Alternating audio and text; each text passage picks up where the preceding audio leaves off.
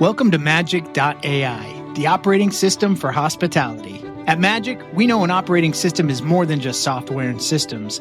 It's about people, because hospitality is nothing without them. So supporting the hospitality community is our number one goal. I think there needs to be more of a support system.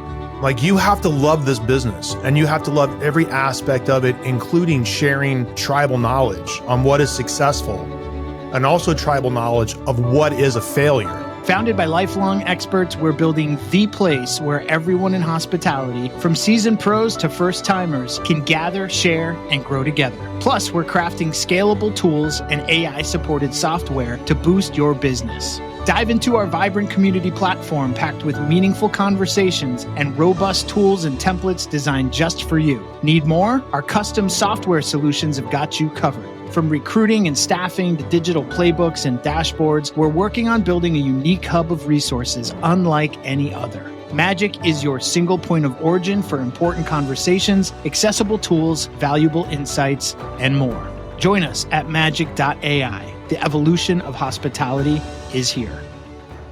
There is certain archetypes within restaurants, and I think a good leader recognizes what each person needs.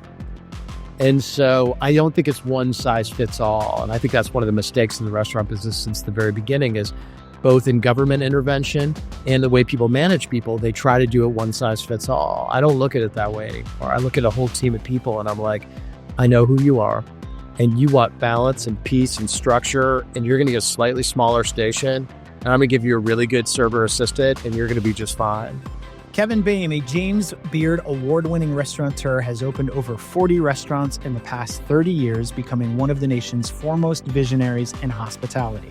Alongside partner Rob Katz, he co-founded the Boka Group, celebrated for its acclaimed chefs, innovative design, and enlightened hospitality.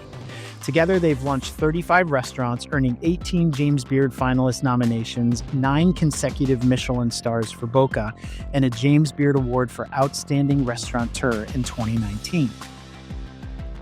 To me, it's always about understanding about what you're doing. It's not just giving somebody a script, but them knowing the backstory. What do the best actors do? Christian Bale not only knows his lines, he's created an entire backstory for this guy that he's portraying because it has depth to it. So if you're a server and you understand how long and what the kitchen's going through to put out the dish that you're ordering, you'll understand that better when you're coursing the food out in waves and how you want it to come to the table. This business is about pulling levers, right? Everybody has these infinity amount of levers that they can pull to see what happens.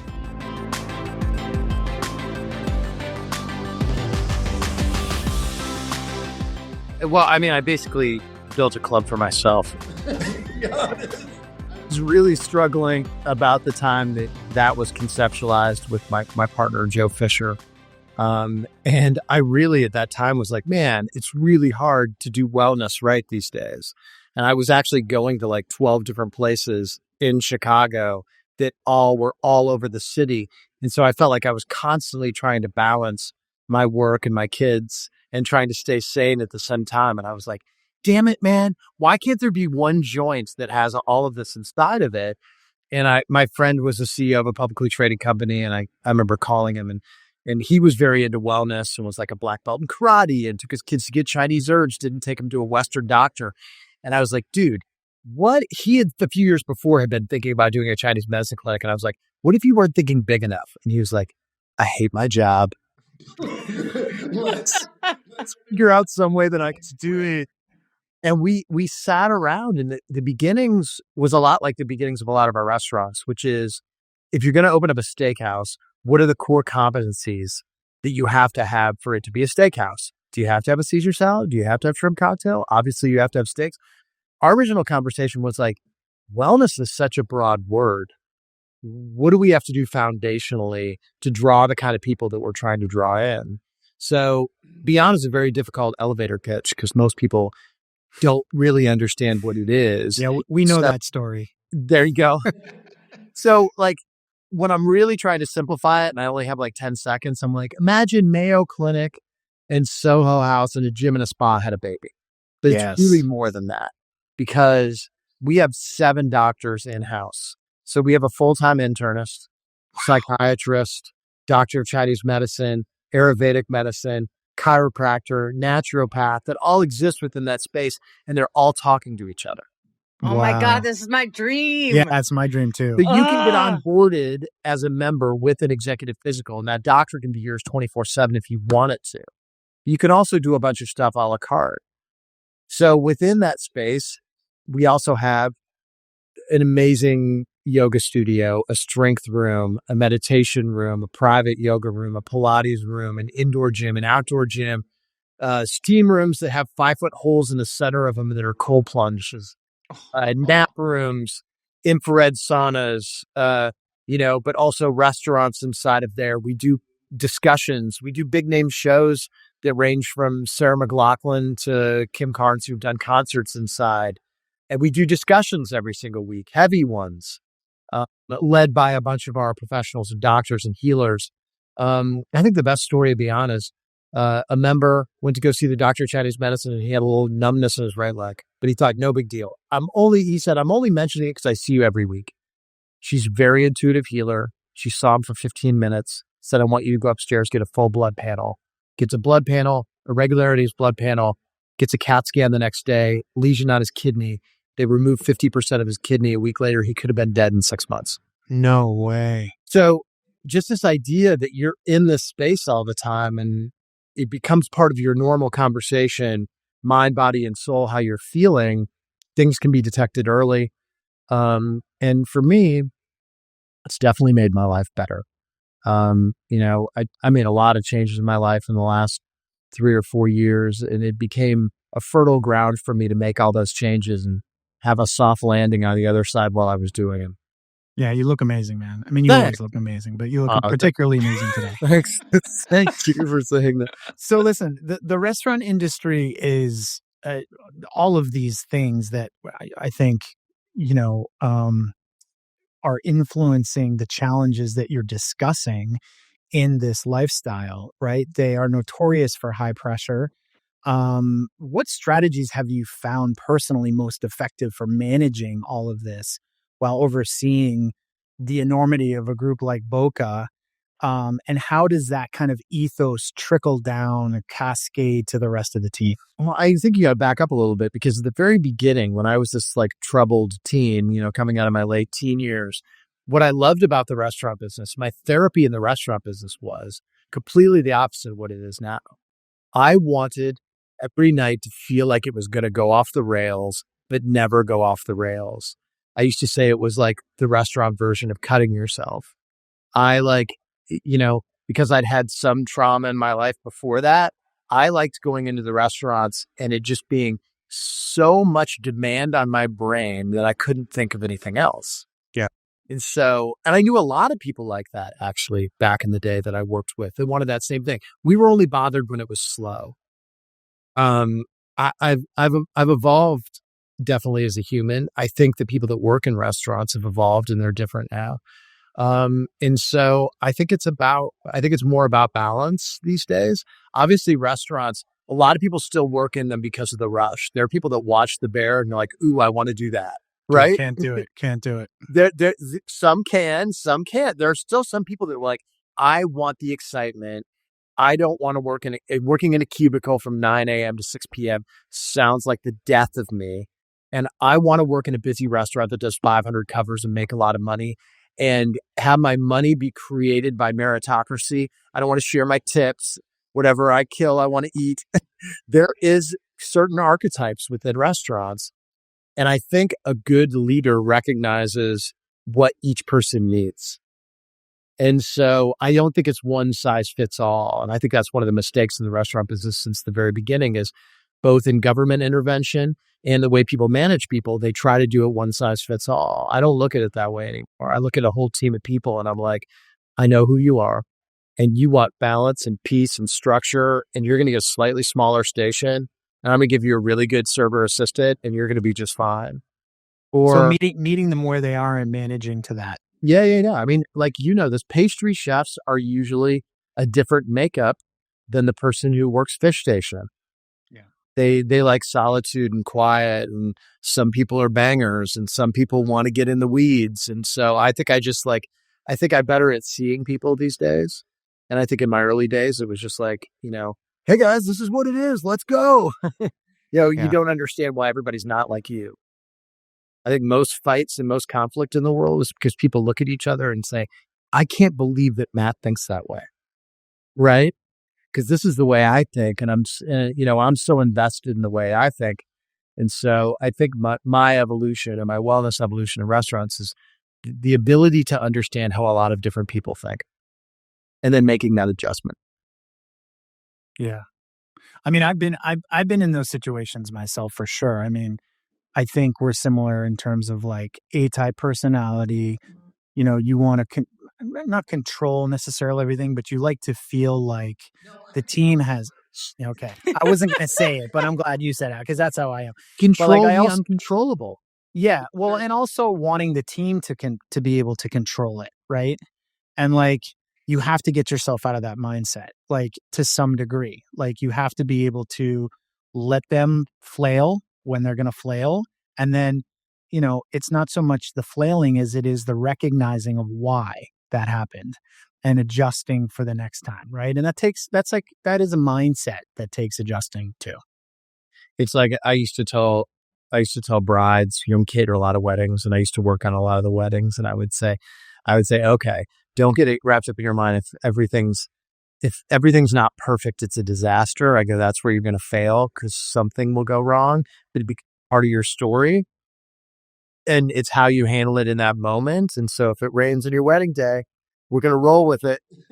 And so restaurants are massive problem machines. And I've seen it all, even within critic protocol. Like the critic's there and you have one server and you have one server assistant, and then somebody still trips or drops a plate near that table or whatever. It happens and you just have to figure out how to roll with it. I did a Titanic dinner once, and we served the same meal that they did in the 5-star dining room they did the night of the Titanic sunk. Oh my gosh. And in the middle of that shift, we had rented plates for it. And so we had a whole table that once we got done with that course, it would go on the table. And a sous chef threw away a coffee cup at the dish station, and because it had shipped, and a piece of glass popped up and hit the dishwasher in the face. And in the middle of the dinner, the sous chef and the dishwasher got a massive fight, and the dishwasher picked the cup out of the thing and ripped part of the sous chef's ear off. And so mass hysteria going on in the back of the house, and the dishwasher flipped the table with all the plates, and the whole dining room, including the band, stopped because you heard this massive boom. And I ran up to the microphone and I go, sorry, folks, this is the time of the night that the ship begins to sink. And the whole place busted out in laughter. And it's still 20 years later, people come up to me and they're like, I remember that point where she ran up to the microphone. The worst part of the night is the most memorable part of the night. So do you think that your wellness journey has changed the way that you lead your teams? It's a good question. Yes, I definitely think so. I definitely am so much more Zen-like within meetings, the way that I run meetings, and that I have the ability now to be an innocent bystander than feeling the need to be an alpha at every meeting and let people do what they need to do. And I don't think that control word is as important to me. It's like, I think we're still going to, I can be in the mindset, we're still going to get there. This is just a bump in the road. We're still going to get there. Where in the old days, I would just catastrophize things. And so, I'm a guy who needed therapy 20 years ago, and I only started it 5 years ago. So I'm not a regret person, but there's certainly many moments in life that I look back and I'm like, damn it, I would have been a lot more effective. Missed opportunity. This stuff would have been so much more effective and so much happier, importantly, if I had started therapy a long time ago and not had such a chip on my shoulder. Mm. So you have a lot of teams working for you with all of your restaurants. How do you identify and attract and recruit top talent that aligns with your vision for inspired design and enlightened hospitality? Well, I think that when you start with chefs, that process is really deliberate. We have a lot of people who reach out to us who are like, hey, I'd love to talk to you guys. And we're like, yeah, great. That's the first step. Let's talk. And so usually we get in a room and it's like, a couple hours of hanging out. If I don't already know that person, and just say, do we think the same? Is this somebody that we like? And if we feel like, man, we really get along, I think this could be something. We just say, why don't you come cook your greatest hits for us? Like no box, just order all the food to Momotaro, and Gene Cotto is going to help you get set up, and we'll do the tasting on whatever day you want it to. And you tell us if you need a sous chef or somebody like that, and just cook 12 dishes for us. Nice. And then That sounds so fun. it is fun. It's fun, except when it's really bad. So we've done 300 tastings. Have you had really bad meals? Yeah, there's been some bad meals. I did a tasting for Steven Starr one time. It was between my restaurant in Providence and my restaurant in Boston. And I was so in my head about it. And like that, I think that's what ruins you in those moments, right? It's like, just tap into what you do and do it well. That's it, I know an amazing chef who did a tasting for us who went on to open up an incredible restaurant that we didn't end up working with. And, part of the problem for her that day was she was working in a kitchen that she didn't know. And so, it was a strange kitchen. She was getting used to the equipment. She only brought for one course, 2 proteins. So when one got screwed up, she had to serve it, and like just one of those things. So tastings were hard. You perform now. So that's from the chef perspective. From, a management perspective, I think it's a little harder. You do all your due diligence, you get to know them, you introduce them to the team. There's a multi-layered approach to interviewing people. They talk to a bunch of people. We have a lot of opinions, and then we interview them again. And then you don't know till you know. We've done pretty good. We've done pretty good with the shop part of it for the most part. Most of them worked out. I think of those 300 tastings, we've only had 15 executive chefs for the 36 restaurants that Rob and I have done together. That's wild. So it's been pretty damn good. Like we're, 17 years with Giuseppe, and we're, 12 with Lee Wolin, and we're 15 with Stephanie Izard. And so we've done a lot of places together. So, yeah. Can we talk for a minute about going from good to great? Because I think that you guys exemplify in so many ways that growth arc. You've obviously been in the position where you've recognized that like things are going pretty good, but how do we get here? Right. And how do you, I guess, wrap your head around kind of how you leverage existing skill sets within the group to get to that next level? Can you tell us a little bit about how that works at Boka Group? Yeah, I always say that the leap, there's the leap from good to great, and then there's that leap from great to iconic. And that's what doesn't happen very often. And if you get that one, then then you can have a restaurant that's open like 25 or 30 years. And that takes a lot of things, luck, someone championing you. I've had restaurants, like if you think of like the good and great, if you think of it in terms of baseball, like, singles and doubles are good, and triples and home runs are great. I've had restaurants that couldn't get past the single or couldn't get past the double. It's all, because there's an idea. There's an idea and a concept. And if that's good, then you need all these people within there to make it special and to continue to make it special. There's a lot of people that can be good for like 12 to 16 months and it dies off. We've seen it a million times, right? How do you sustain those? So I think if you look at Boka, which is going into its 22nd year, wild. Boka was one of those things where we kept having to make it better based on what we had in our arsenal at the time. Like we didn't have very much money to build that restaurant. You look at the opening pictures of Boka, it was not that pretty. Had one really cool sail wall, but that was where all our money went. And we didn't have great kitchen equipment, and we moved on, and we really, about 2012, and Lee Wolin had come on, and we decided to completely gut the space and completely redo it. Starting at that moment, every single year we added something that greatly improved the restaurant. And sometimes it was about going backwards in economics. We removed 2 4-tops at one point and put in a big service piece in the main dining room. We're like, you know what? It's going to make us a better restaurant. It's going to make the dining room look better. It's going to be easier for wine service. Let's do it. ultimately we still went up in sales and went down 2 tables.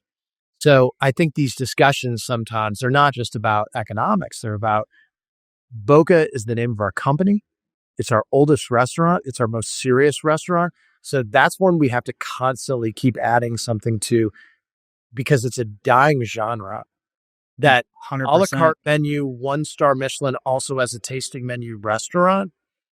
New York has quite a few of them still, but like in Chicago especially, it's not that many of them left. There used to be a ton of them. So that's what one restaurant I believe is great and that it was good for a long time. And we're like, how do we make it a more, the whole meeting was like, we're good and we want to be great. What do we have to do to get there? And so we started having these annual meetings. They were like, everybody give us a goal. It can be a piece of equipment. It could be what our open table rating is. It could be another Michelin star. I don't care what it is. Let's throw it up on the board and then let's backcast it. How do we get from there to here? We want our coffee program to be good as the best coffee program in America.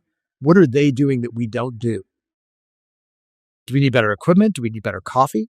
Do we need better baristas? Are we not trained well enough? And so those connecting of the dots, they don't happen without intention, and a lot of people just sit back and I think we're great, but nobody's recognized us as such. And that's the fallacy. It's just like, no, you're probably going to be recognized as great if you're great. Right. And so complacency is a real thing. Yeah. It's a Especially real now. Yeah. It's a real human thing that people get to a point and they're like, I'm just not interested in improving this anymore. And that's okay. That's everybody's choice. But I think that if you really want it, you've got to continue to improve all the time. So it's intentional slowing down at some cadence, quarterly, yearly, and asking your team what you think could be better about this restaurant. Asking people to be hypercritical about themselves. Yeah. I think that that's a good part of my good buddy Will Guidara's book is when he talks about them being 50 in World's Best 50 and then him sectioning them off by baristas, bar, all of then saying, okay, who's the best bar in America? And what are they doing that we're not doing? Mm-hmm. Most people don't like to be hypercritical about themselves. I think when you're in something, it's also hard to be critical because you've been in it for so long, right? And so you might miss things that other people who are newer would see. Or I love the idea of walking into a restaurant with fresh eyes and saying, okay, if I were a new diner, what am I seeing? Because you walk into the restaurant every day 100%. or 10 times a day and you don't see. This is why we shift directors. So our director of operations managed 3 stores. And so really for a general manager, we don't like somebody to be in a store as a general manager more than 3 or 4 years. And with directors, a couple of years and shift them around because they've all got different set of eyes and they've all got different sets of talents. And so, we just did this recently where one of our really good directors moved over to the Lee Woolen world, is now managing his restaurants. Before she was at Swift & Sons and Momotaro. And as soon as she came in, she saw a few things. And so that happens every time, which I love, And so when you're setting up a culture within a restaurant, you could be a person that goes in there and changes something for forever. But at a certain point, it's time for you to move on and somebody else comes in and they change something else forever. I love that. I liked that part of Will Guidara's book when he talks about the girl who came in and fixed the back room, the office that was where everyone just kept throwing their stuff and it looked terrible. And that's the project that she took on. I think it was a woman. Yeah. I loved that. Making small improvements. That's right. Yeah. So Boka's standards are very high, as you've mentioned. What specific training and development programs do you implement to make sure that your staff embodies these standards and values?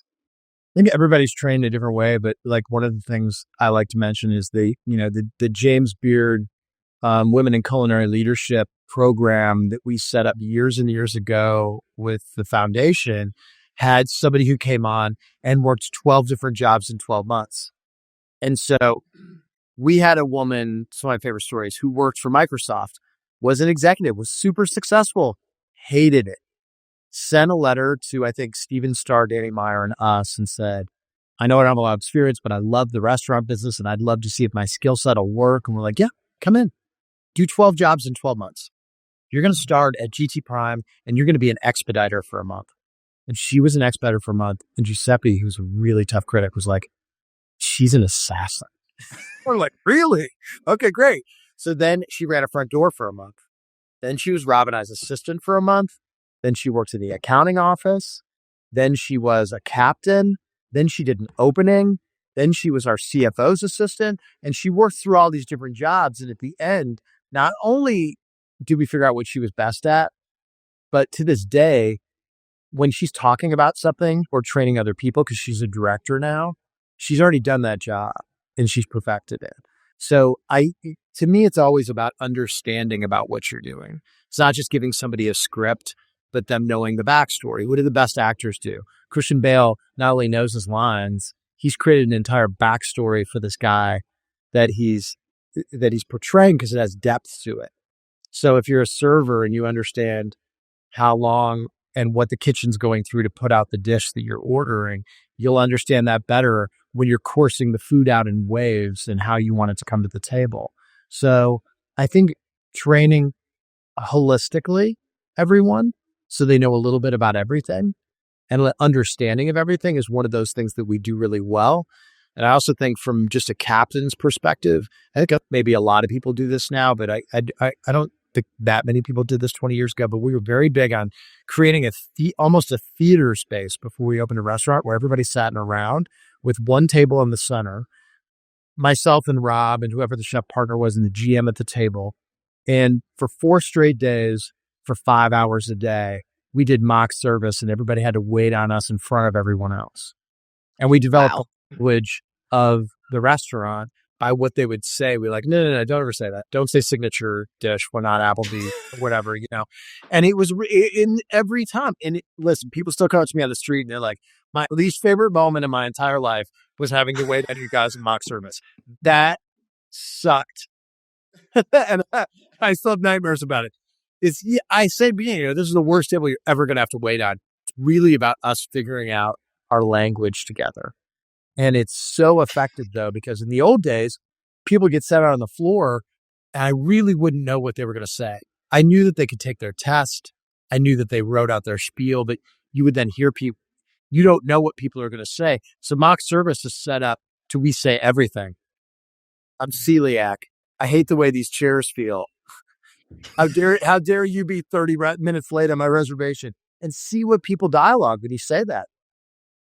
On the flip side of your example of the woman who came to you from Microsoft, it sounded like to me you were in a position, or the group was in a position where you could work with her to identify her superpowers, right? And I kind of hate that word. I know it gets thrown around a lot. But on the flip side of that, as I'm sure you've experienced, there are people who think they know what their superpowers are. And they come to the table and they're like, no, this is my thing. I do this really well. Put me in a position where I have some autonomy to do this thing. And you do. And then you're like, fuck, that ain't it. How do you redirect and course correct with those people? So that's a great question. It's like the person who thinks they're a people person, but then you get them in, they're actually a cancer. Yeah. And you're like, so, it's tough because people are very sensitive these days, but I'm a firm believer in consistency of behavior when you talk to people. And so it's not about getting anger or anything like that. It's like, I want to have a really honest conversation with you. Yeah. I think you're going to be great, but I think you're going to be great, but happens a lot. Here's some things I've recognized. I think if the front end, but I don't, being prescriptive and being specific is the best thing that a manager can do. They can say they go, listen, when people walk into the front door, there's nothing about your greeting that says happiness. Yeah. It's like, good evening, reservation.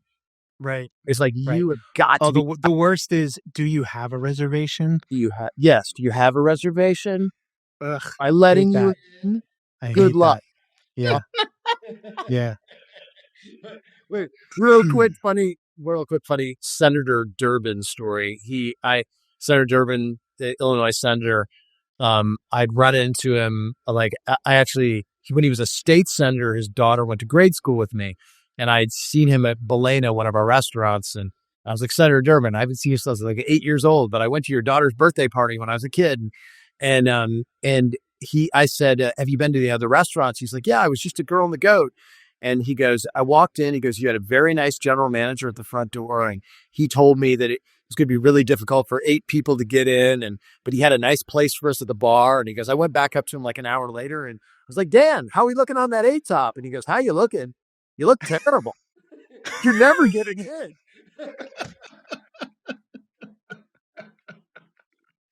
That's he said amazing. In a funny way. It was more banter. But yes, this like front doors especially I talk about all the time. That like this ability to stay organized, to not be on the phone. The person in front of you is more important than the person on the phone. How quickly do you get that shit printed out, get menus in your hand and direct it to that person and have them repeat back to you what the table number is? You know, when you're walking somebody to a table, do you walk too fast or do you look back and engage them in conversation, especially in a large restaurant like Swift and Sons at 15,000 feet? Like, do you pull the chair up for the person and then walk to the side and let them gather themselves, especially if it's wintertime and they have winter coats and stuff like that, instead of shoving menus right in front of them? Like, to me, it's very specific training, not just be better, manage them up, all that sort of stuff. To me, there's SOPs for everything that we do. And how are we managing them? I used to go in a management meeting and I used to say, who's the worst captain on the floor and who's the worst server assistant? And they would say, John and Emily. And I'd be like, great. What are we doing? Are we managing them up or are we having a tough discussion? Now, what's happening in their progress? You know, let's figure out, can they do the job? Is it something where they just need more training? Or is this someone who's just like not equipped to be in this specific restaurant, this specific position? You just said one of my favorite words, SOPs. So I want to talk about systems a little bit because I know you're a systems guy. 35 restaurants, right? Open in under 20 years. Like, how do you create systems that ensure as smooth as possible operations, while still kind of like maintaining high performance? Like, how do those things come together? Yeah, in 2011, we had 5 restaurants and we were about to open 7 in 3 years at that point. The corporate team was myself, Rob, and Ian, who's now our COO. And we had brought on this girl, Abby Kreitzler, who's now our chief culture officer, as a 4th person in our office. And she was the first person to really push us and say, you guys have all this stuff in your mind and you're at the 5 restaurants all the time. There's going to be a time very soon where you're not there. And we got to figure out what the non-negotiables are. We got to figure out what our guiding principles are, what the non-negotiables are, and what are all the standards inside these restaurants that apply to all the restaurants. And at that point, we had a Michelin-starred restaurant, we had a diner, and we had a rooftop bar. And so there were SOPs of those restaurants that made no sense. You know, 200 people can fit up on top of the J. Parker. And once you get to that number, you start a line. That obviously doesn't apply to Boka. And Boka, the way we did the tasting menu protocol didn't really apply at J. Parker. But then we had all these things about the way we trained, how you got on the floor, how you had to do mock service with at least one owner and one manager before you got on the floor. All these little things that here are the commonality between all the restaurants. So we started to put it down on paper. And so it took a long time to get to a point, and it's still evolving. This is still happening to where, the pandemic was one of those times where you started to have to look at everything, big sales mask inefficiency. And when you come out of the pandemic and you got a ton of debt and you just barely missed having your whole entire company close, start to trying to get really efficient. And you notice things. You notice that too many people have control of the open table books on the back end. And there were people that were constantly changing. when you took a last table and what value could be at each table. And so that was like, that's one of the things I remember coming out of that like too many hands were in the pot for managing the books at each of the restaurants. And, so we started to like redial back into those systems again. I think we built like a playbook, and then we had to go back a few years later and rewrite the Tweak playbook. it. And now we understand that it's a living book, that it's constantly changing. Oh, wait, people are different. This would make people in the restaurant more happy that work there, and that happiness was going to trickle down to our guests. So let's change it and make this the new priority, or what have you. Which a lot of that had to happen coming out of the pandemic as well. So, like you said, the restaurant industry has faced immense challenges in recent years. How did you navigate and adjust your productivity strategies to get through that time? You mean after I had my nervous breakdown? Yeah. Because I did really have 2021, I had a full nervous breakdown. And then, coming back to it in this whole new landscape of restaurants that we kind of returned to, was a really interesting place for a year. What drove your nervous breakdown? To be completely honest, is this like the Barbara Walters special? It was the part where I cried. It doesn't have to. You don't have to answer anything you don't want to answer. In March of 2020, the day before restaurants shut down, my mom died. My mom was, my one true parent growing up. The next day we couldn't have a funeral because of COVID. I had to drive to Chicago, and Rob had tried to kind of keep me from what was going on. But the next day we had to sit in the office for like 14 hours and, furlough 1,800 employees and shut all the restaurants down. And then we had, I don't even remember what the number is now, but we had a giant number per year in rent. I mean, it was like something like $10 million or something like that. And, we knew that we could only survive for about 3 months. We go, if we pay everybody their insurance, we keep the following people on payroll, and we pay all of our rent, we're going to survive 3 months. Just because of cash flow. Yeah. We maxed out how much money from a line of credit we could get from our bank. And without like people giving us rent abatement. And then we went to work, and there were all these people that, and there was this spigot of cash flow to the people that worked for us too. So we went into triage. It was like, okay, Rob and I put $200,000 in an employee account that people say, hey, this is what I need. We started sending Amazon packages to people within our teams. We did food pickups at both Swift and Girl to Go twice a week. And then March 17th or 18th, I got on the phone with 17 people, and we started the Independent Restaurant Coalition. And then we were on, with me and Andrew Zimmern and Sean Feeney and Donnie Medea and Will Guidera and Naomi Pomeroy, God rest her soul, and Erica Polmar and Ivy Mix and Katie Button, all these wonderful, beautiful people, Bobby Stuckey, Robert St. John, that'll be like brothers and sisters of mine for the rest of my life. We, basically, wrote a bill, which became the white paper for the CARES Act and got money. And then PPP kind of came in, but Beyond was being built at the same time, and Beyond had no history of sales. So we couldn't get any government help there.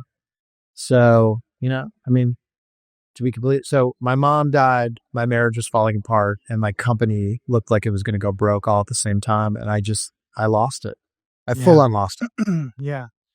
And I'm glad you kind of brought up the finance side of hospitality because, well, it's everything.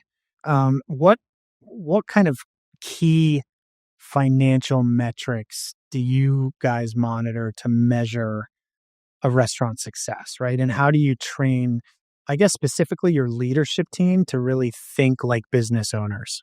Well, there's a model. And so we really help with a lot of infrastructure for people to reach that model. So we have a CFO and 15 accountants, for instance, within our company, in-house. And we, when I first started this business, It was 30, 34, and 16 were the four numbers I knew.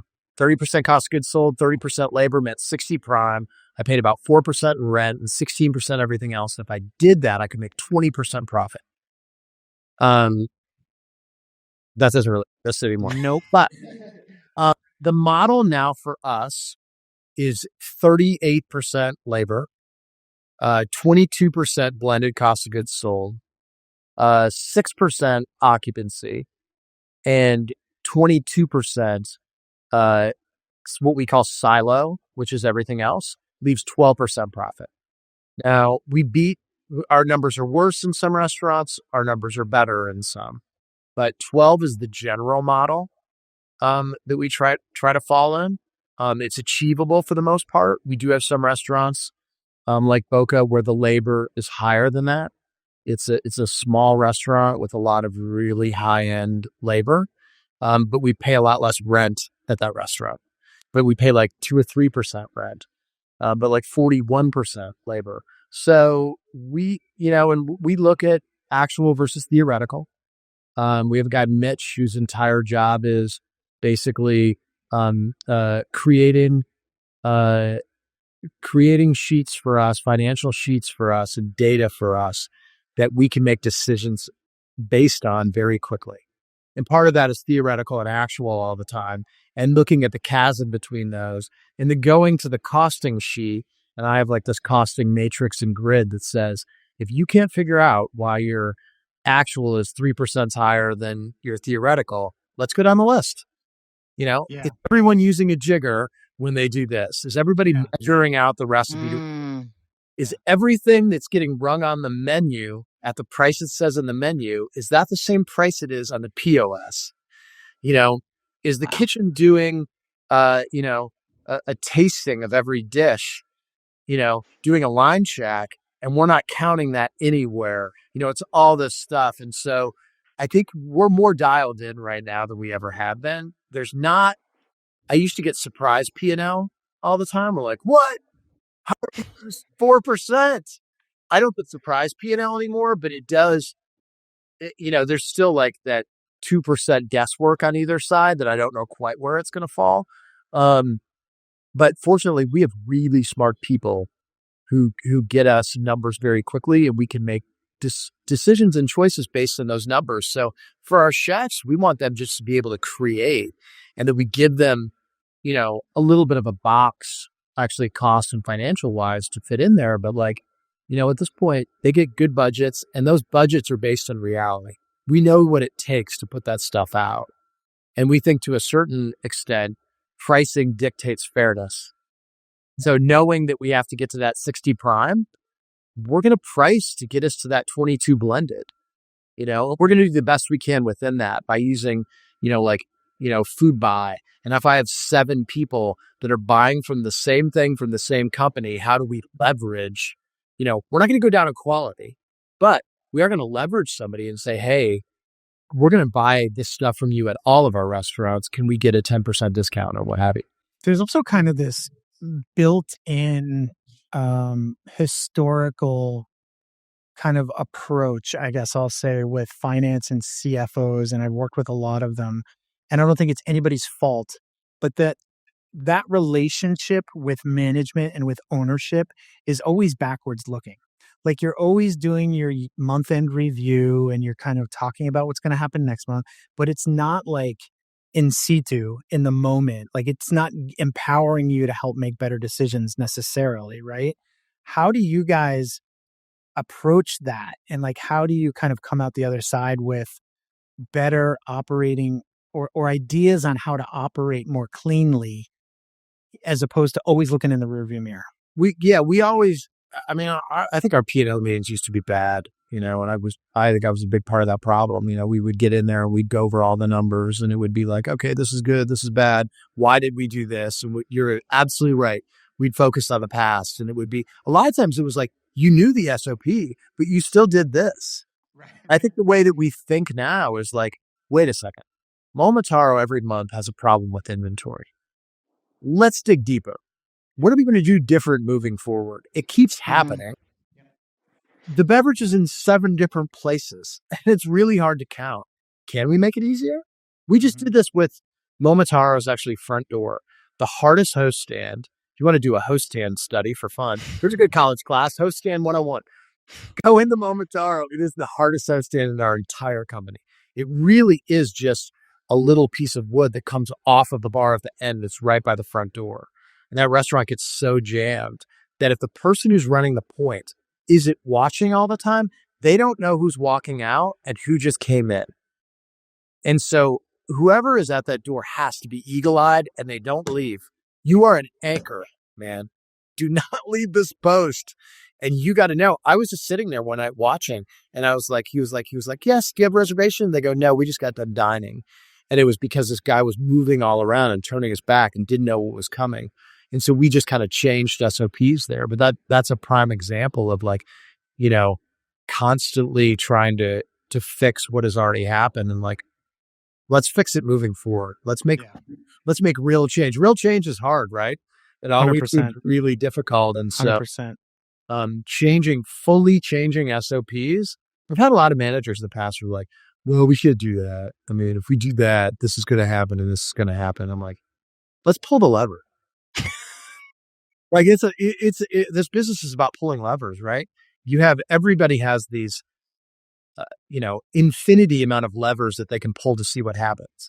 It's like you have a menu and your check average is bad and you're like, I want people to order more courses. Well, let's move the menu around. Let's see what happens.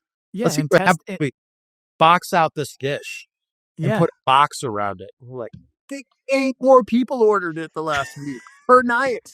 Yeah, We're and geniuses. what I would always say to my teams was like test and measure. Test and measure, test and measure, test and measure. Like if the data comes back and tells us it was a fucked up decision, then fine, but at least we know we tried it, you know? Yeah. And you'll learn something from it and make decisions. I like when things don't work because that's still information. Yes. I'm obsessed with Ethan Hawke. I think he's one of the coolest people ever. And he had done a documentary about this piano player who at 27 years old decided he was the best piano player in the world. And he stopped playing piano because he thought it wasn't conducive to his development as a human. And the first time he ever met that guy, he said, Ethan, how you doing, man? He's like, I'm good. He's like, no, I'm actually really asking you, how are you doing? And he's like, I'm struggling. The guy goes, good. He goes, why is that good? He goes, what's happened every time you struggled? He goes, I've learned something. He's like, yeah, I can't wait to hear what you learned. And so that's the best thing that comes out of struggle, right? Is like, the problem with struggling. And I've been that person that has struggled and just wants to go and put his head under the covers. Same. And so darkness begets darkness, right? It's really hard to like say, I'm going to do something different today. I'm going to get up out of the covers and that coffee shop that I always go to, I'm not going to that one. I'm going to go to one I've never gone to before just to change things up a little bit and give me a little adrenaline, a little spirit. I think problems are the same way. It's like, man, I walk in here every day and the same fucking thing happens. Let's try something different tonight. That's where we keep it interesting, So you mentioned Open Table, but are there any other technologies that Boka Group uses to enhance operations, kitchen management, improve or make kitchen management more efficient, while preserving the human touch, which is, as we know, so important for hospitality? Yeah, I always think the digital and the analog have to walk hand in hand. Open Table, a lot of times, is only as good as you feed it with information. But then on the technical side, it's like, when we switched to from the beginnings of our company, we were at QuickBooks. Now we use Great Plains accounting system, which is like a whole nother level. Or using Foodager and Beverager, and so, invoices go directly from the restaurants to, your centralized team. I think we're always looking at technology that either makes us more efficient, gives us more information in a short amount of time. Sunday payment systems is amazing within the front of the house of some of our more casual restaurants. Little Go Diner, for instance, 80% of the people pay at the table on Sunday. You can pull up your whole check on Open Table. You can pay for it right there. And it turns the table faster. The guest loves it. It's great for pre-theater. I think we get over technologied sometimes, but there are core competencies to me, like triple seats and open table and beverager and foodager and having a great accounting system. That's the magic. Who is the one person that you have hired that has helped transform your business? Oh my gosh. I am going to cheat and I'm going to say my entire C-suite, which are all equally in different ways. Yeah. Ian Goldberg, our COO with relationships. Abby Kreitzler is just our chief culture officer. And, if you don't like Abby, you're the asshole. She is the kindest person on earth. And she's our risk adverse person. So she's always looking at it from that standpoint. Jamie Madonia is our CFO. She's brilliant and amazing and understands all aspects of the business. Gabe Garza is our chief development officer, one of the smartest restaurant people that is on planet Earth. He just knows everything about restaurants, how to open them, how to perform them, all that sort of stuff. And then Taylor Crowley is our chief marketing officer. She's great at everything from design to press releases to managing social media. So that team of people is just like, the best of the best. Awesome. What's been the most successful marketing decision you've made for your business? I think when we shifted Boka and decided, okay, what are we going to do with this property? And it kind of was in this like not growing, going down a little bit. We made a very bold move to recreate that restaurant at year 10 I think it was year 10. And we're not going to go halfway. And so we brought Lee Wolin on and we gutted the entire space. And what happened out of that was we got re-reviewed by everyone and it does 3 times what it does 11 years ago. It's tripled. And so because that was the name of our company, I think it helped. They helped each other. It helped our company and it helped Boka because people kept saying that name. And so the idea to just put all our chips in from a marketing standpoint. That's awesome. I like that. All right. The last one, and then we'll let you go. I know you got stretching to do, is technically on software, but it can be on anything. And you may have already answered this via the typewriter, but what is the one tool that you use every day? This is an easy one for me. I have an iPad Pro and it basically is like my baby blanket. It goes with me everywhere. It's a joke almost. Like you're like, I always got that iPad with you. It's like, I love it. I'm on it. I'm on it with you guys right now. It's like Wilson is to Tom Hanks in Aspen.